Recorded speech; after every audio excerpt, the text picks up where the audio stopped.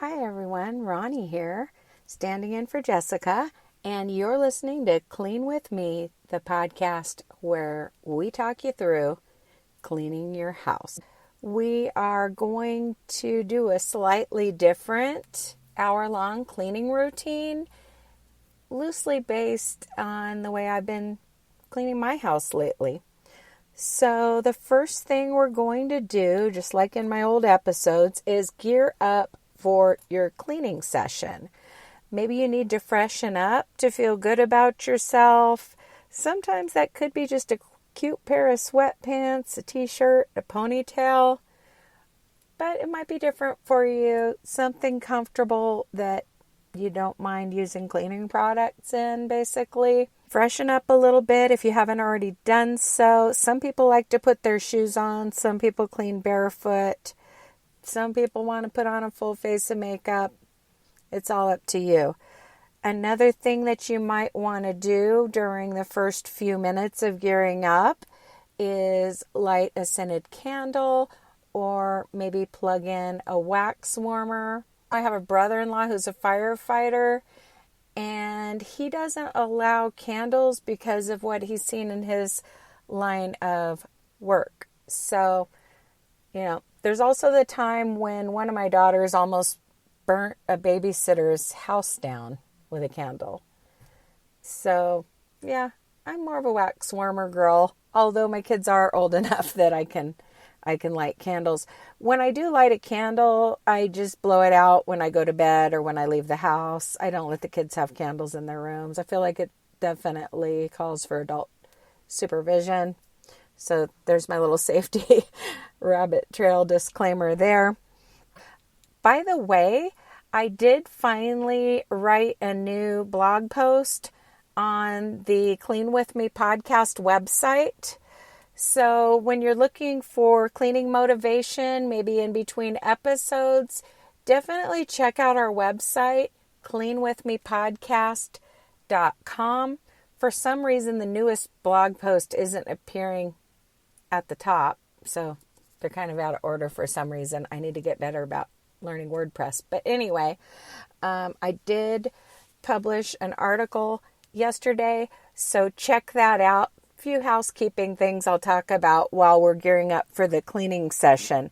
The other thing is our old email address that began with the word feedback. I'm not going to say it because it's not operational.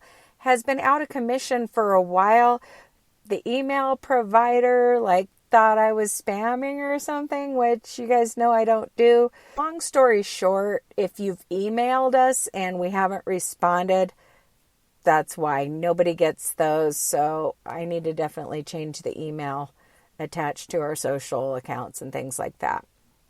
The best way to get in touch with one of us right now is through Facebook Messenger or on the Facebook page. And on the Facebook page for the Facebook group Clean With Me Podcast, you can look at the email that's listed there because I did put Jessica's email address there. So you can email her that way. You can private message her on Facebook. But yeah, that old email address that you hear me shouting out in the first season is non-operational and I can't get it back. So that's that. Again, I posted an article on my website and I plan to keep doing that. Basically, Jessica's doing the podcasting and I'm doing the website. I don't know if it's going to stay exactly that way, but we're definitely partnering on the show and partnering together. I know I've been kind of MIA for a while. I was a teacher for an entire school year. I taught second grade. It was a great experience, but it made me realize that my true passion is content creation, whether it's recording a podcast or working on my digital marketing jobs. I'm a writer. Also, my husband had a major health crisis. So, yeah, I've been busy. And I know a lot of you have wondered why Jessica goes a long time between episodes, but with two preschoolers, and then sometimes she's babysitting for a friend. She's just surrounded by small children, and podcasting requires a quiet place.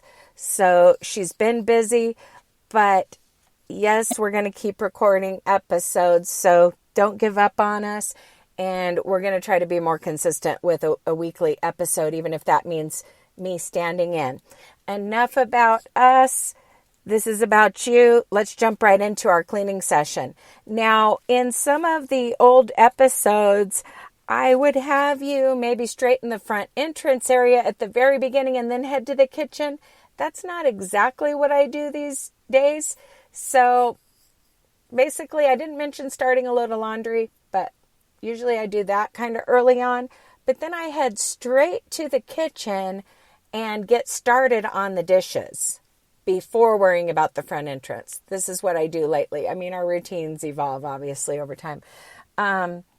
So what I've been doing lately is emptying, reloading, and running the dishwasher. Possibly washing the rest of the dishes by hand or maybe filling up a pot to soak. I do that. And then once I do that, I've got a handle on things as far as, the kitchen. That's the hardest part of cleaning the kitchen, the wiping of the surfaces and whatnot, no big deal. But once the dishes are under control and I've got that dishwasher running, or if you're washing by hand, maybe you've washed that first sink load and you're soaking the next, sink load or something like that. Once I've gotten the dishes going, then it's like I start walking back and forth from the front room to the kitchen. And there's a reason behind that. I literally just discovered this, and it's kind of a spoiler about my blog post, but I kind of just discovered this, that, you know what? I don't like standing at the sink for a long time. Standing in one place for a long time is what I dislike most about doing dishes. When I'm standing there, I just start to notice that my feet hurt, my back hurts. I turned 50 recently, by the way. I don't mind telling you that. Our regular host is younger. She's only 28. So anyway, I sit there and think maybe I need to get one of those pads like a grocery checker has, where they stand on like that black cushiony pad. And I know some people do have that in front of their sink. I am seriously considering getting one, by the way. But even if I were to get that, I don't like just standing still. I'm the same way when I'm out shopping. I'll have loads of energy, and then I get in like a long checkout line, and I'm just, all of a sudden, I'm exhausted. I don't want to be there. But yet, I could walk several miles. You know what I mean? There's just something about standing still that I cannot stand it. So, no pun intended there. But what I do now, as of like yesterday, is, and I think I've been doing this all along, but I think I just finally like realized it, that I like to walk away while I'm doing dishes. And I understand this goes against conventional wisdom of focusing on a task, sticking with it. And I'm not saying that that's not important. Obviously, we can't just flit around the house and get so distracted that we don't accomplish anything. I get that. But I think that for me, walking around more makes me more productive because it's just my work style, let's say. So what I've been doing, and obviously be working on your dishes while I talk about this. And once you get them going, like once the dishwasher's going, or maybe you've washed the first sink load, or maybe you've pre-rinsed everything, if you feel the urge to do so, walk away and straighten up your front room. And maybe not all in one go either. Maybe just walk into that living room and pick up a couple pieces of trash that someone left out, or just a stray item that belongs in another room. Grab a couple things, put them away, and then head back to the kitchen. Wash a few dishes, and then maybe walk away again. And maybe you're the type of person where everything fit into your dishwasher, and you're like, well, I already loaded the dishwasher, and that, great. That means you have time to do more surface cleaning in your kitchen. On days when I have a lot of dishes to do, I am not necessarily going to wipe down the cabinets. That might be the next day when I have a handle on things. Okay. So, yes, you wipe everything down, but let's face it, none of us wipe every single thing down every time we walk into our kitchen. You feel accomplished when you get the dishes done, if you're like me, and then, give the countertops a swipe. But if your dishes are already done, of course, just be working in your kitchen. But if you're like me, you're probably still doing some dishes, maybe even after your dishwasher's been loaded, if you even have one. So anyway, and also if you're like me, sometimes your dishwasher isn't working well. My dishwasher was on the fritz recently, and here's a great way to get your teenage son to tinker with the dishwasher. Ask him to wash the dishes by hand. The next thing you know, he might be on YouTube learning how to repair the dishwasher, how to, do some maintenance on it. And that's exactly what he did. But I understand you may not have teenagers. A lot of you are younger than I am. Maybe you're in a different stage of life, or you don't even have kids. And again, the show is for everybody. We do aim to be inclusive for sure. That said, you've been hearing from Jessica for a while, so you're hearing stories about her preschoolers. So those of you older moms are finally getting something that you can relate to. Teenagers. So right now, living at home, I have a 15-year-old son, a 13-year-old daughter, and a 10-year-old son. So yeah, my 10-year-old's not a teenager, but he's also pretty mature for his age. So it's kind of like having 3 teenagers. So again, be working on your dishes or maybe your kitchen surfaces. And remember that once your dishes are done and you're cleaning surfaces in the kitchen, you want to start from the top, clean from the top down. So if you have the higher cabinets, you would wipe those down first, then the countertops and stove top, and then the lower cabinets and appliance fronts, like the front of your dishwasher, the front of your refrigerator, the front of your stove. And then lastly, of course, is sweeping the floor. Or if this is kind of a lazy day for you, and not everybody needs to sweep every single day. That kind of depends on the level of traffic, how many pets you have, kids you have, things like that. But if you need to sweep, but you don't really feel like it, sometimes there's kind of that cheat where when you vacuum the rest of your house, you just take the vacuum into the kitchen and vacuum it. It's not a substitute for sweeping unless you have like the world's best vacuum. Recently, one of my kids, I don't even know who did it, but when they were emptying the vacuum, it's a bagless, they somehow threw away the filter accidentally. Kids can be scatterbrained. They probably get it from me. But somehow the filter was missing. So I bought another vacuum, and money was tight, and I wasn't sure if my existing vacuum was a dirt devil or what's the other real common one, a Bissell. I don't know. I just couldn't remember. The one I saw at Walmart looked similar to it, but it was a different color, and it was on, rollback, and it said pet. if you're across the pond in Europe, sorry, I'm talking about Walmart. I don't know if you have it, but anyway, rollback is kind of like their version of putting something on sale. They don't really use the word sale there. But it was a good price, and it had the word pet in it, which I kind of like because I feel like those are designed for picking up pet hair. And I bought it, and usually when you get a brand new vacuum, it's great right at first, at least when it's new, even if it's a cheap one. This one is not as good as the old one. So, yeah, I'm not very impressed with it. But the better your vacuum is, the better it is on hard floors. That's a sign of a good vacuum. But that said, cleaning is not all or nothing. And if you struggle with procrastination, like so many of us do, sometimes the perfectionism can be crippling. Like if you just tell yourself, my mom didn't let me vacuum instead of sweep. Well, now you're in charge of your own house and you can do it, if you want to do that cheat today or whatever.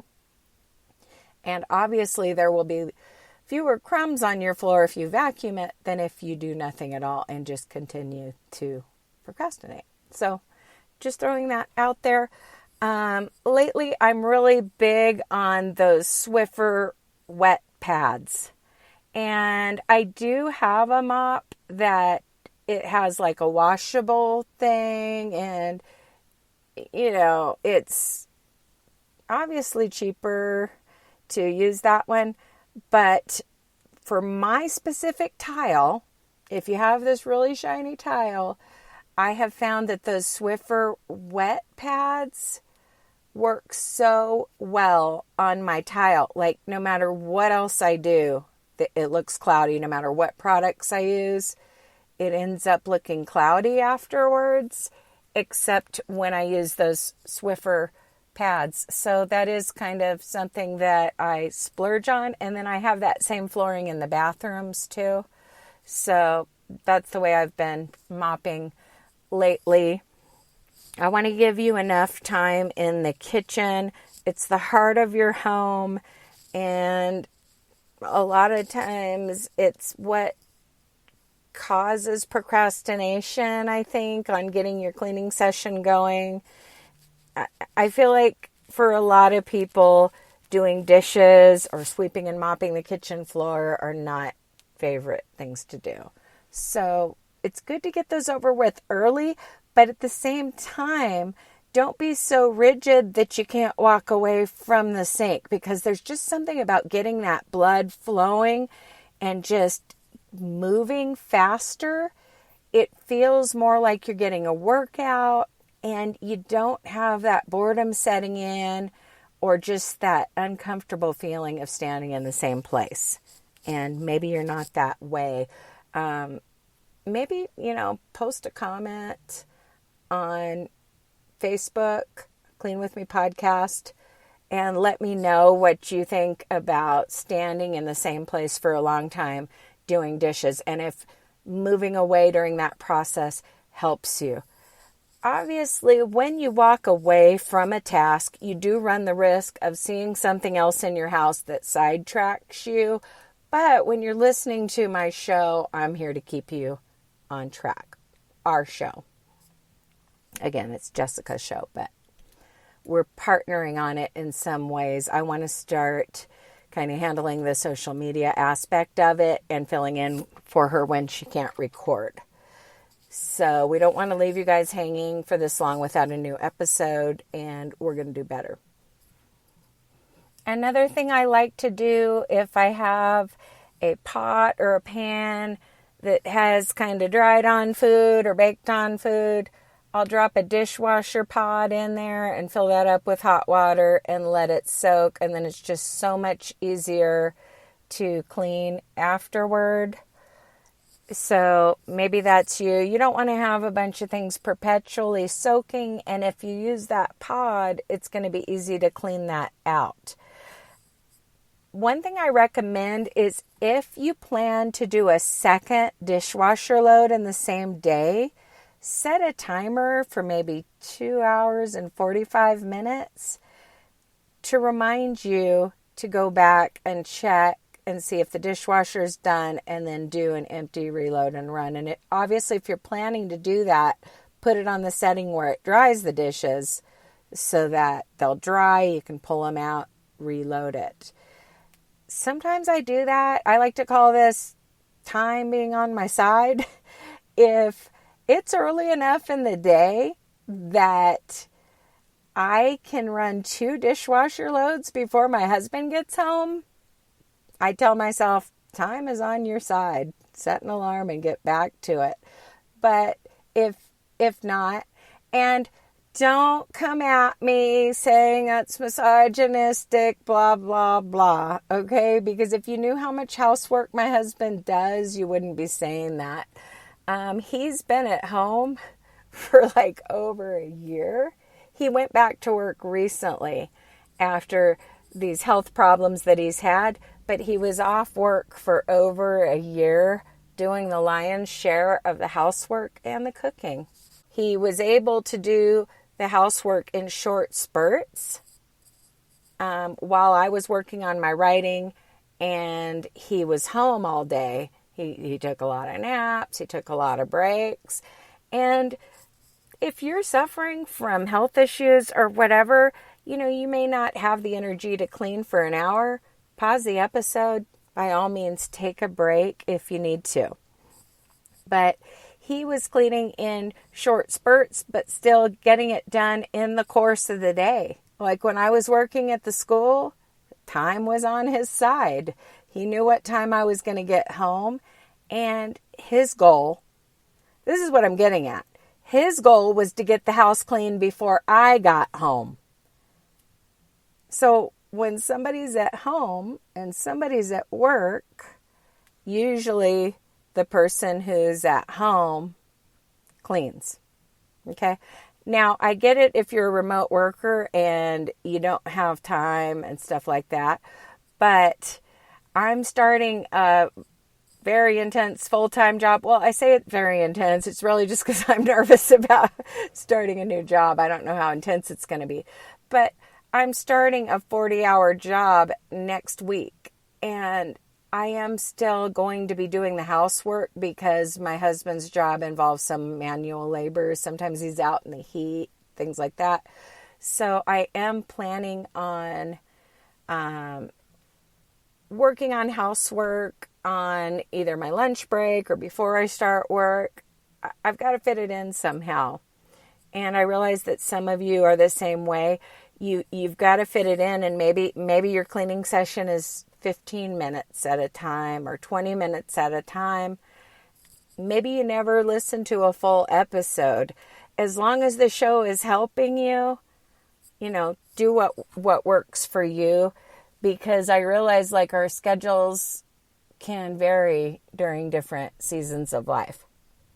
Okay, just to kind of check in with you, you've got about 5 more minutes kind of going back and forth from the kitchen to the front room. Maybe your front room is perpetually clean. You don't have small children, or you don't have teenagers or whatever, a significant other that's cluttering the living room. Maybe the living room or the front room is just not an issue for you.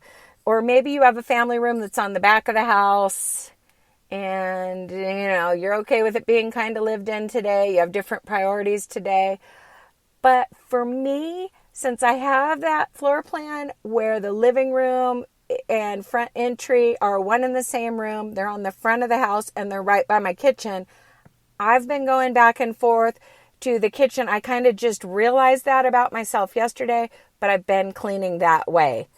And that's definitely what keeps me going.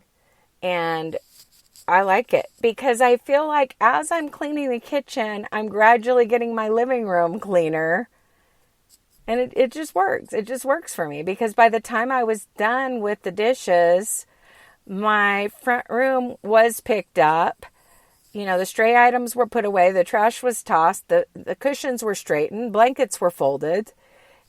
And so, yeah, it was a good feeling. So let's just spend about 4 more minutes in your kitchen and or front room. Maybe you still need to wipe down cabinets, stovetop, countertops, sweep the floor, maybe even mop the floor. And don't worry if you've been washing dishes the whole time, don't feel like you're behind. If all you get done during this show is your dishes, I've done my job, because time may be on your side. Whether you're waiting for somebody to get home, a significant other to get home from work, or you just have something else to do, you have to get back to your own job or whatever, you probably have more time after the show to do more. Or maybe you don't and you can do more tomorrow. But what I've kind of told myself, and I've talked about this in some old episodes, kind of like those minimums that I would do when I didn't have time to clean would be doing the dishes, straightening the front room, and then like hanging up a clean towel in the bathroom for my husband's shower when he gets off work or something, maybe making my bed. Those are kind of my bare minimums. So first week on a new job, those are the things I'm going to strive to do. I'm not going to worry too much about other things.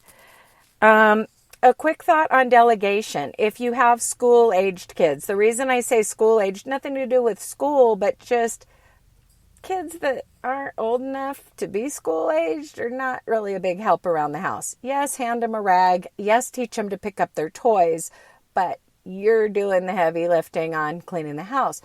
But as your kids get older, you should be delegating chores to them. I'm not saying treat them like Cinderella, but you're actually doing them a disservice if they don't do enough chores. I can't tell you how many people have told me, hey, I never learned to clean. My parents didn't give me any chores. My mom did it all. I hear that a lot. Like, kids expect to have some chores, and their friends are probably doing some chores. One exception, one of my teenage son's friends told him doing dishes was woman's work, and his mom always does that. Okay, so yeah, your kids might have a friend that kind of undermines the message you're sending. But in general, other people are giving their kids chores. And guess what? My husband grew up in a family of all boys, and yes, they did dishes. So, yeah. My teenage son is asked to do dishes more often than any of my other kids. And I have a teenage daughter. So, yeah, kids need chores, and it doesn't really have to do, the chores don't have to do with their gender. Okay? So, anyway, that's my 2 cents on that. But one thing that I've found that my teenage son is really good at is cleaning the bathroom. I no longer, and I think that's why I'm not really going to get specific about the bathroom in this. By the way, quick change here. We're out of the kitchen and front room, okay? So I'll get back to what I'm saying. Right now, if you haven't made your bed yet, it's always good to make your bed as soon as you get out of it, but sometimes someone else is still in your bed when you get up, whether it's a kid or your spouse, or maybe you just didn't make your bed when you got up. You just went straight for the Keurig or something. But if you didn't make your bed and that's a priority for you, maybe make your bed real quick. And then for the rest of the show, I want you to choose between the following items, or maybe do a combination of those. And then I'm going to talk a little bit about delegating to older kids. Maybe you could deep clean a bathroom. I'm not going to take you through the steps like I have in some episodes, but that's one thing you could do if it needs to be done. Or maybe you can fold and put away some laundry. If you've got that Mount Foldmore building up, if you're like me and there's like a container in your room full of clean laundry, actually it's getting lower. I've been working on it today, but you can work on that. Or what about doing some decluttering? And I'll talk more about that in just a minute, but I want to get back to what I was saying. So you pick what to work on now. But what I was saying is, in the old episodes, I used to talk you through cleaning the bathroom step by step. And lately, I do that in my master bathroom, but my teenage son cleans the kids' bathroom on Fridays.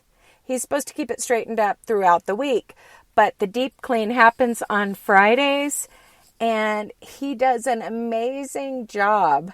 You know, like with some chores, and if you can't relate to this, I'm sorry if you don't have kids this age, but I've got to just throw this out there. But even if you have small children, you'll know what I mean. Like some chores, you give a kid a chore and you're like, this will be a good learning experience for them. And, it's good for their work ethic, but they're not really going to do it right. And you might have to go behind them and do it, or you might have to give them some pointers and ask them to do it again. Not so with my teenage son cleaning the bathroom. I mean, that thing is sparkling clean. It's great. It's amazing how nice it looks for, a teenager who just started cleaning the bathroom. And there's two types of cleaning the bathroom. There's, hey, go, straighten up the bathroom. But then there's that deep clean. And I'll admit, I mainly did that myself, in season 1 of this show. But now I'm just doing the master bathroom and he's doing the kids' bathroom, and I'm really happy with that.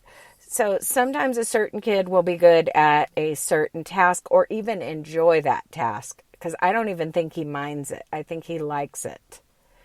So just throwing that out there. But anyway, and yes, my other kids have chores. It's beyond the scope of this episode to talk about that. So yeah, I try to talk a lot about what I've been doing, what works for me. Some people can't relate to this part or won't relate to this part, but I like to have a kind of a small capsule wardrobe. I'm not an extreme minimalist or anything, but I'm minimalish. Okay, I think I got that from some other podcast I listened to. And sorry, I'm not crediting the person because I don't remember who it was, but maybe a lot of people say it. But I'm not minimalist, I'm minimalish. Meaning I do probably want to have less things than the average person, the average mom with 3 kids living at home. But I'm not an extreme minimalist. So, I don't want to own so few outfits that, if something gets damaged, then I don't have anything to wear and I have to go shopping. You want some backup items. But at the same time, I feel like the more I have, too much builds up in my clean laundry pile. I know my sister Lisa, who's been a guest on this show before, cannot relate to that at all because she's what my mom calls a clothes horse. I don't know if anybody says that anymore, but somebody who just likes having a lot of clothing. My sister and my mom are both clothes horses, okay? I'm not. Obviously, I like clothes. I like getting new clothes, but I like getting rid of clothes almost as much as I like getting new clothes. Let me just give you an example. I wear a lot of black t-shirts. And by t-shirts, I mean kind of a tailored t-shirt that is designed for a woman. That's the style of shirt that I like.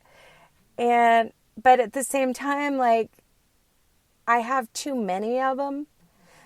So what happens is I'll keep wearing them and keep doing laundry, and then I'll have a huge pile of clean laundry, and it'll become overwhelming to where it would take a long time to fold it and put away. So then I procrastinate on it. Or when I do sit down to fold and put away laundry, I'm not getting to the bottom of the container. It's something I call a laundry bin.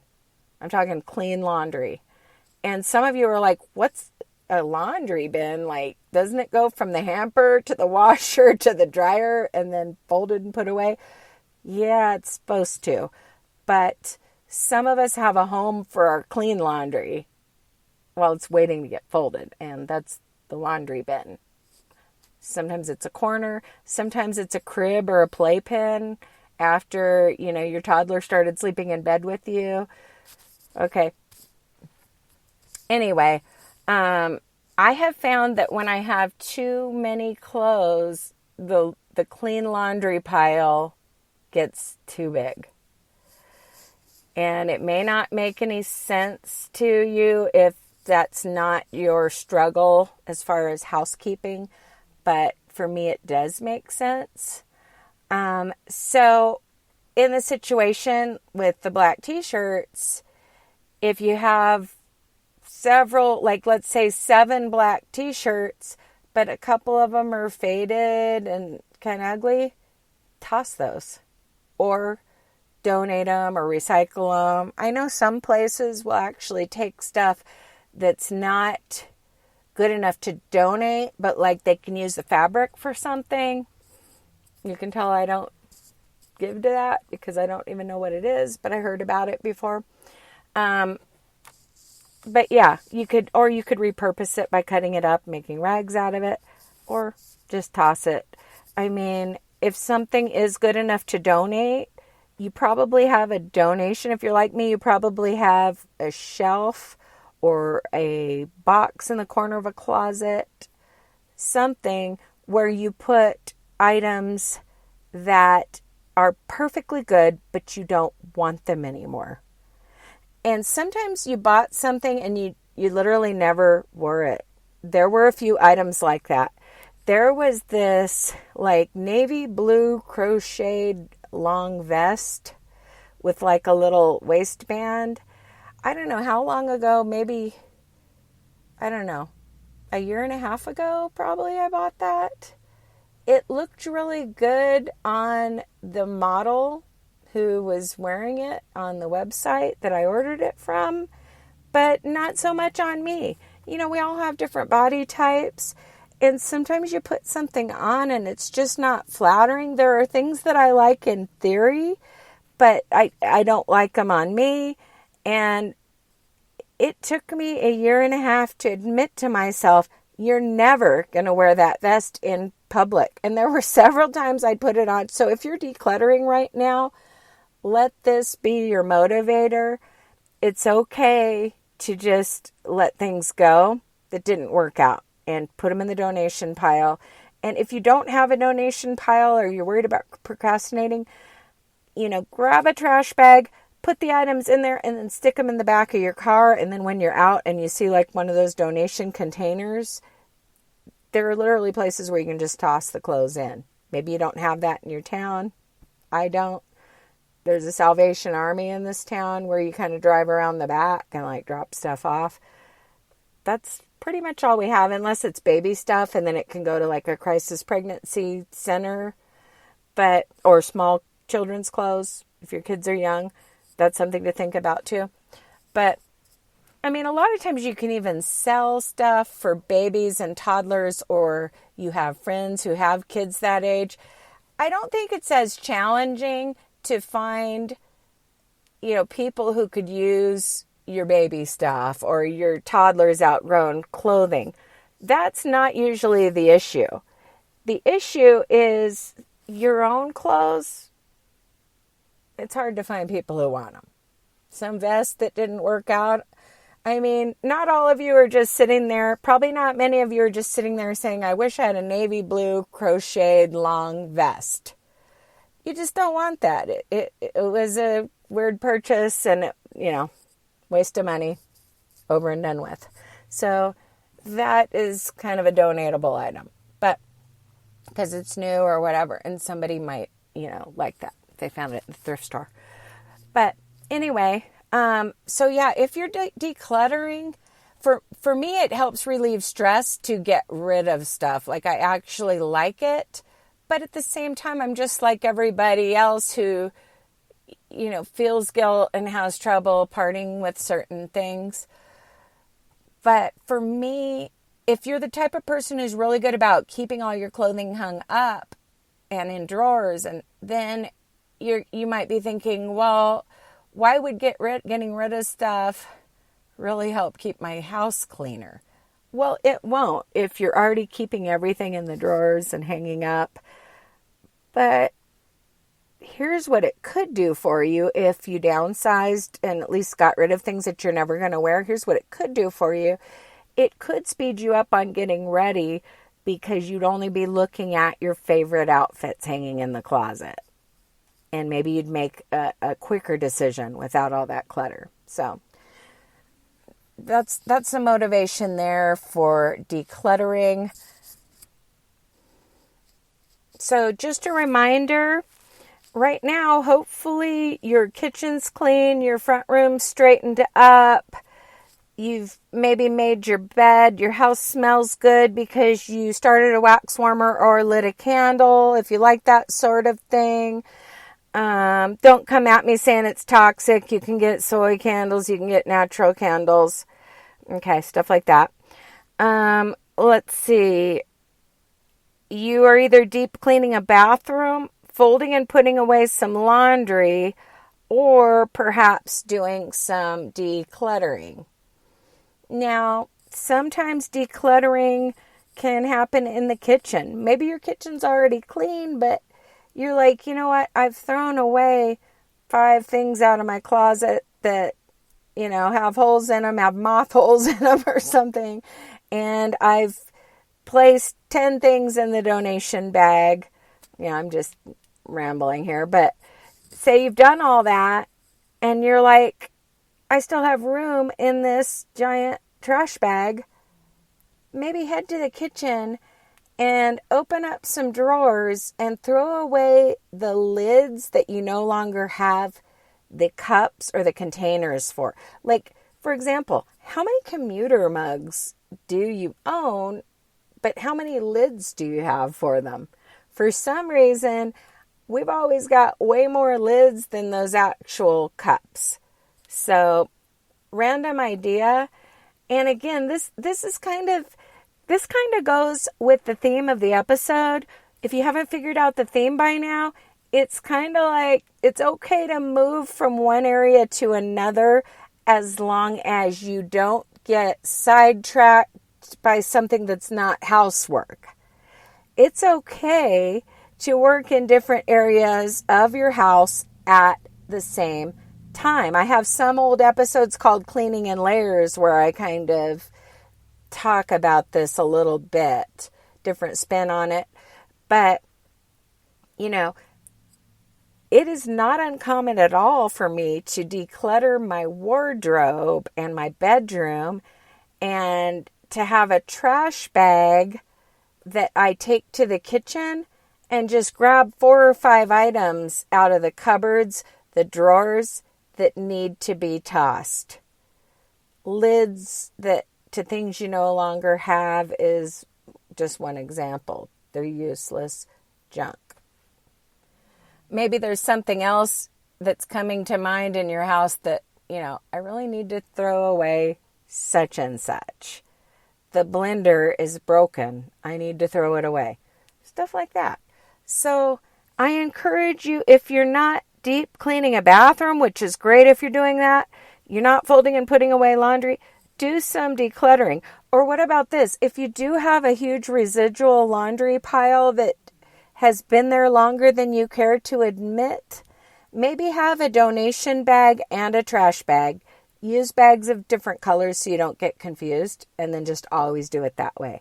Like, to me, a black bag is always for trash, and a white bag is for the donations.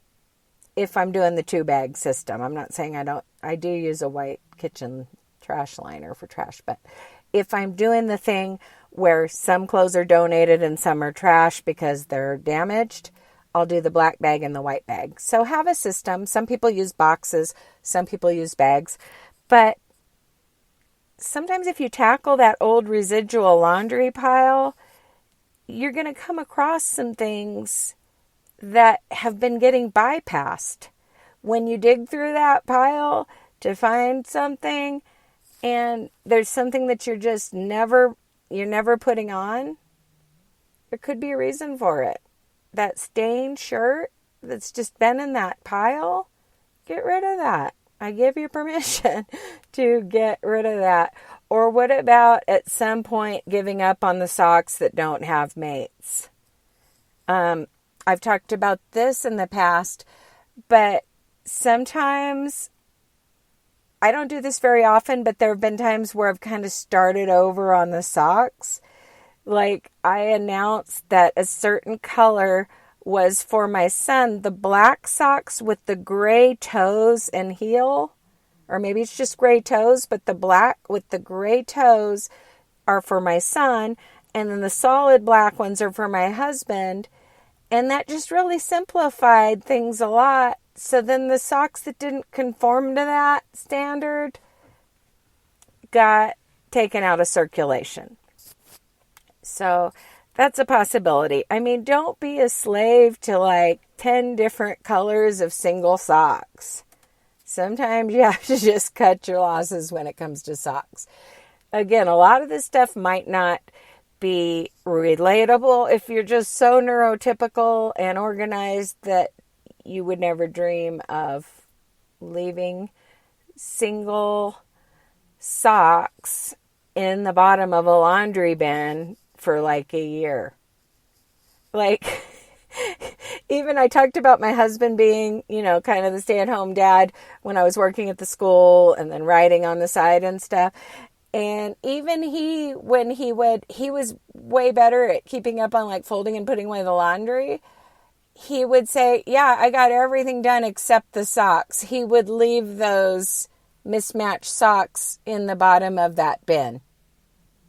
So it's not just me sometimes just paralyzed by all these socks. Like, what do I even do with these? But sometimes I just match them all up and then throw away the singles. And I know there's cute things you can put in your laundry room where you put the single socks and it has a cute saying or whatever. Yeah, maybe that's you. Or maybe you just throw them away and you're like, these aren't that cute anyway. And I'm tired. I'm tired of seeing this one purple sock. I don't think we own the other one. And you toss it. That's me. Another thing you can do right now, if you're just walking around looking for things to do, is, I didn't talk about this. I was talking about just removing clutter from the living room while you're cleaning the kitchen. I didn't even talk about things like dusting surfaces, possibly wiping down walls.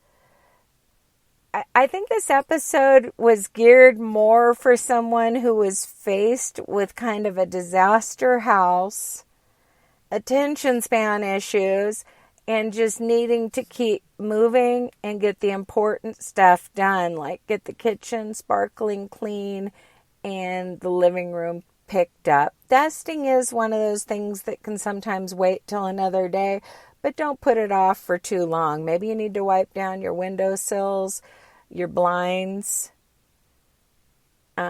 walls. I know that sometimes in a kitchen, just throwing some stuff out there, near a trash can, a wastebasket that's near a wall, sometimes there will be some spots on the wall, like somebody threw something away and it splattered right there.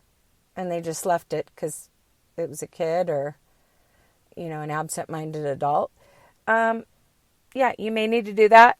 Another thing you can wipe down, if you've got your cleaning wipes or maybe a rag and some spray, are the trims around your interior doors, your switch plates, your doorknobs. I mean, in a lot of houses, the trims are white. They show up a lot. They show a lot of dirt and grime, and people tend to put their hands there, so it's definitely important to wipe those areas down, and it really improves the look of your home. Or what about your exterior front entrance, your front porch? I feel like I think about this more when I'm expecting company that hasn't been to my house in a while, or maybe has never been to my house. All of a sudden I'm thinking about the condition of my front entrance and wanting to sweep those walkways, sweep the front porch, remove random items that might be sitting on your porch. So just a thought there. And of course, sweeping the exterior entrance of your home is going to keep your floors cleaner. I'm really big on having indoor and outdoor mats, but also keeping those mats clean. I typically run a vacuum over the mat that's inside the house. The one outside needs to be shaken out, and then the front porch either swept or maybe power washed with a hose. But it's important to keep the area right around your door clean and reduce what gets tracked in, especially when the weather's nice. In the wintertime, you're not outside as much, but now's the time to give the exterior of your home a little bit of attention. If you're not working on another project right now, I'm throwing out ideas. Do you have a cat litter box that needs to be scooped? That's important. That's my teenage daughter's job, but when she's at school, I do it because I just don't want to smell that at all. So, and of course, maybe you need to completely dump it and power wash it.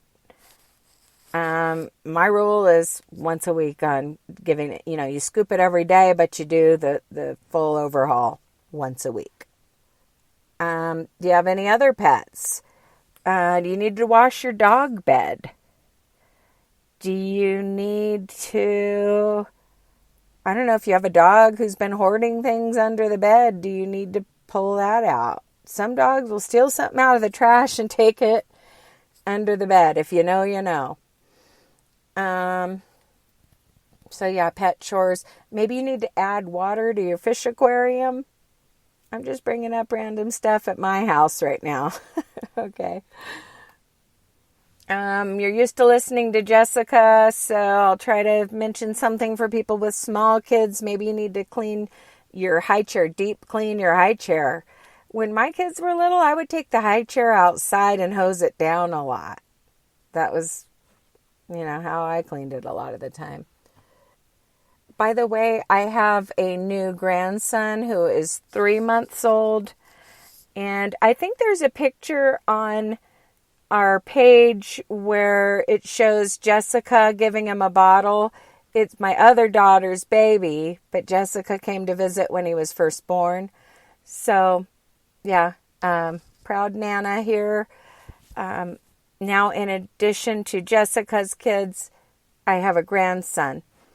She has the 2 daughters, and then my other daughter has a little boy now. So that's been fun, and I think it's making me start to think about things like baby proofing.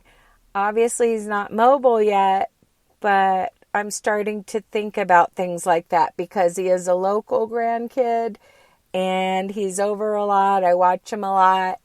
And so, yeah, that is definitely a motive to keep your floor clean, when a baby starts crawling. I'm going to be a lot stricter about, keeping my floors vacuumed, picked up when he's down there crawling around. So, yeah, that's definitely important. If you have a crawling baby, they will see things on the floor that you may not have otherwise noticed, and they can peek under the furniture. So don't forget about moving furniture to vacuum at times. I mentioned pets. Do you have any plants to water? These are the type of things when I'm cleaning and I want to just keep moving. These are the type of things I do while I'm cleaning, is like quickly water a plant or scoop the litter box. And it just kind of keeps me moving around to different rooms. Now, again, if you start to clean your room and then you start reminiscing over photo albums or something, yeah, that's not going to get your house clean. But if you are going from one room to another, but you're constantly putting things away, wiping things down, you're being productive, your only little side tasks are maybe like scooping the litter box, watering a plant, just little quick items that take seconds, but you're mainly cleaning, you're still going to get it done. You're still going to make progress. Like when I was going back and forth yesterday from the kitchen to the living room, my main focus, my main objective was to get the dishes done. Absolutely, 100%. But also in the back of my mind, what if somebody comes over? I don't want my living room to look like this, but yet the dishes, I got to stay focused on the dishes. And I was going back and forth, and I just feel like it got my blood flowing to be moving more. And I've decided that that's my cleaning style. You know how you study like your learning style? Like maybe you've done this. A lot of you homeschool. I homeschooled for years. Maybe you've done the thing where you've tried to learn your child's, try to determine your child's learning style, or maybe you've done that with yourself, like if you're taking college classes. And, some people learn by, reading. Some people learn by listening. Some people learn by doing things with their hands. I mean, to an extent, we all learn in all those ways, but, emphasis on different things, let's say. Well, I think my cleaning style, I'm not 100% sure what my learning style is. It's part listening and part reading, I think. And it's a little bit more heavy on the reading. But I've determined my cleaning style. Didn't even know that was a thing, but my cleaning style is to move from one room to another and not stay on the same task for too long. The important thing is not to get sidetracked from your housework, or to maybe have one task that you're prioritizing. Like, you could go into one of these episodes like, I don't care what happens, but by the end of this episode, my dishes are going to be done. But you're also kind of flitting around and getting some other stuff done. Great. Or maybe you're going into the episode with, my living room is going to be dusted and vacuumed. Okay. Yeah, maybe prioritize something to make sure that you get that done to completion. But maybe cleaning in layers will work for you. Maybe you want to remove clutter from every room, then dust every room, then vacuum every room. And I tried, when I was doing this show in season 1, to do a variety of different episodes. I think there's a balance, because some of you like the routine of a certain cleaning routine, but I try to have kind of a pattern. But this is one of those episodes where I'm mixing it up a little bit. And that helps reduce the boredom. And again, you can implement your own cleaning style into an episode. Like maybe I'm talking about working in the kitchen, and that's all I'm talking about, but you're still kind of running little mini errands around your house at the same time. Like, you know what? Now that the dishwasher's running, I'm going to go make my bed and come right back. It might make a huge difference. It definitely helps me. Anyway, it's been about an hour, so I'm going to close this out. I hope you got a lot done during this episode. I hope your house is looking better than it was. I hope you are feeling energized, motivated, satisfied, all the things. Thank you so much for listening. Please follow us on social media. Clean With Me Podcast on Facebook, or visit cleanwithmepodcast.com for written articles about cleaning and other things in the future, household related stuff. Thank you so much for listening. And as always, happy cleaning.